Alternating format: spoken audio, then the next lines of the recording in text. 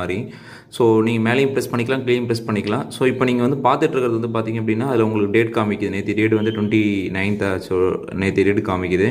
And இதுதான் வந்து வரேன். அடுத்தது வந்து பார்த்தீங்கன்னா குமுலேட்டிவ் ஹவர்ஸ் ஆல்ரெடி போயிடுச்சு. நான் திருப்பி உங்களுக்கு காமிக்கிறேன். ஸோ அடுத்தது வந்து ஒரு சில பேராமீட்டர்லாம் அதில் வரும். எவ்வளோ வோல்டேஜ் போகுது, ஒரு ஃபேஸில் எவ்வளோ வோல்டேஜ் போகுது, எவ்வளோ கரண்ட் போகுது, அந்த மாதிரி டீட்டெயிலாம் அதில் வந்துக்கிட்டே இருக்கும்.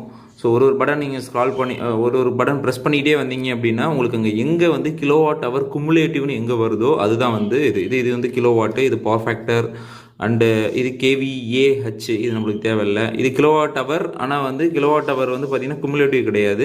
ஸோ அதனால் இது நீங்கள் எடுக்க வேணாம். இங்கே எங்கே வந்து குமுலேட்டிவ் கிலோவாட் ஹவர்னு சொல்லி எப்போ வருதோ அதுதான் வந்து உங்களுடைய இப்போ ஓவராலுக்கான யூனிட்டாக இருக்கும். ஸோ திருப்பி ப்ரெஸ் பண்ணிகிட்டே வாங்க. இதுவும் கிலோவாட் ஹவர் தான். எஸ், இதோ உங்க வருது பாருங்கள், குமுலேட்டிவ் கிலோவாட் ஹவர் 1638. இதுதான் வந்து உங்களுடைய யூனிட். சரிங்களா?